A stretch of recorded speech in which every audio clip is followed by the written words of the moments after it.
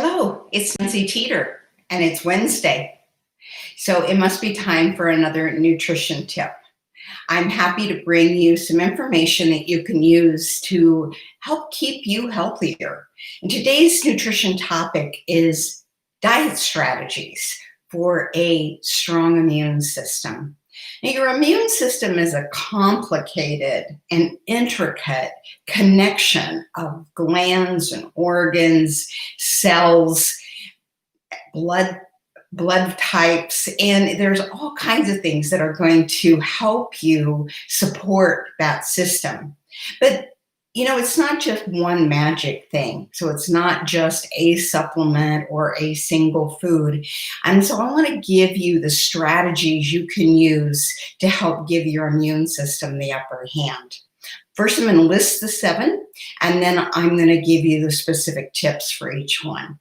So the first is make sure that you are giving your body enough energy so it doesn't think that you're starving, and that you are providing adequate carbohydrate, protein, and healthy fats.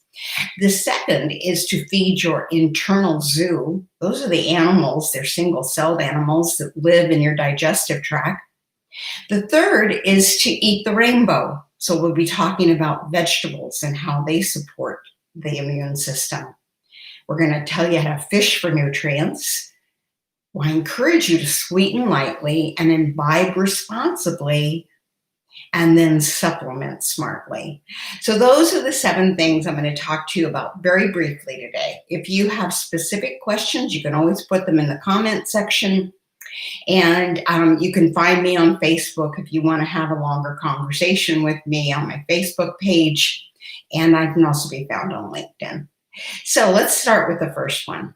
Your body needs sufficient energy to keep up a strong immune system. Now, that doesn't mean you couldn't actually achieve a weight loss during this time, but you don't want to let your body sense that you're starving it. When we go into a starvation mode, it increases the hormone cortisol, which can lay down additional belly fat, and it really is overall unhealthy for the immune system. So be sure you take in a sufficient amount of calories, and a dietitian can help you with that. The next thing in regards to how to energize is be sure that you take in good quality whole foods that provide sufficient carbohydrate. You should be looking for 40 to 50% of your calories to come from carbohydrate. And the studies show that if we don't get sufficient carbohydrate, it can compromise our immune system. Also need to make sure that we get adequate protein. Most people don't have a problem with that, but do spread your protein out throughout the day to get 20 to 25 grams of protein per meal, and cut back on animal protein and focus on plant sources of protein. So in terms of feeding your internal zoo, we want to take care of those healthy gut bacteria that reside in our large intestine. They're hungry little critters. They're picky eaters. So the greater variety of fiber we have in our diet, the better. Excellent sources of fiber include beans, and then also whole grains. Nuts and seeds are good sources of fiber. So you're going to get about 40% of your calories from carb. You want to make sure those are fiber-rich choices. So when you're looking at a nutrition fact panel, you should look for 1 gram of fiber for every 10 grams of carbohydrate. So the next tip is to eat the rainbow, and that means choosing a wide variety of vegetables and fruits. And you can use the color guide of dark green, orange, red, purple, and pale as your guide to getting 5 servings of vegetables. And that will also give you a wide variety of nutrients, because more than just single nutrients support our complex immune system. The next is to try to get more of your protein from animals that live their life in the water. So that's going to be fish, seafood, and shellfish. And many of these can be excellent sources of omega-3 fatty acids that also are vital for immune system support. I don't want you to overdo added sugar. Not concerned at all about sugar that's found in fruit or milk, or milk products, but I am concerned about the intense amount of added sugar that's in our highly processed products, and also just because we love sweet treats and we may be eating too many servings of cookies and donuts and jellies and things like that. So just be cautious about how much added sugar you have in your diet. And then we want to, if we are going to drink alcohol, do it responsibly, because alcohol actually replaces nutrient dense calories, and too much alcohol puts a burden on the immune system. So sensible drinking for women means 1 serving a day, and for men, it's 2.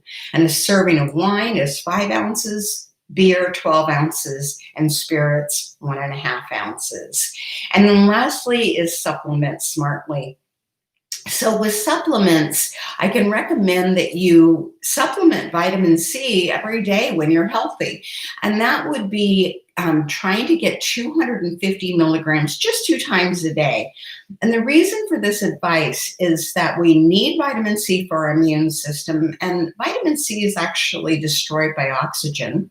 But also, our body only has a limited capacity to absorb vitamin C at any one time. So by spreading out their vitamin C intake with smaller doses, we're going to maximize the uptake. So that's the reason for 250 milligrams twice a day. If you are in the middle of infection, you can double that amount and make it 250 4 times a day.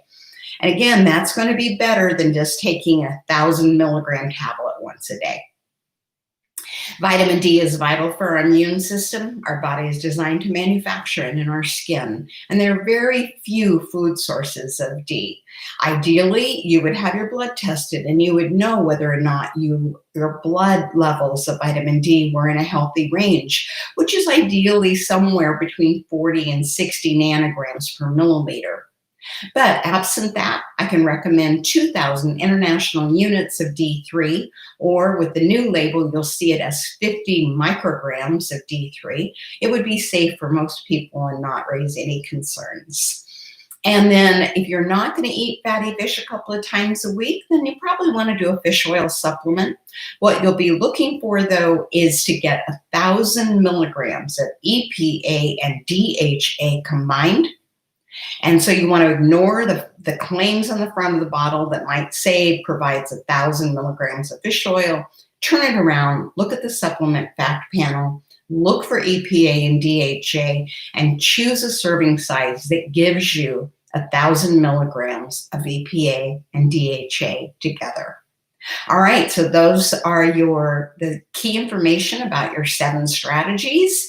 Again, if you have any questions, put them in the comment. I love to hear from viewers. Have a great day. Be healthy, stay healthy, happy, and nourish your body with whole foods. Have a great day.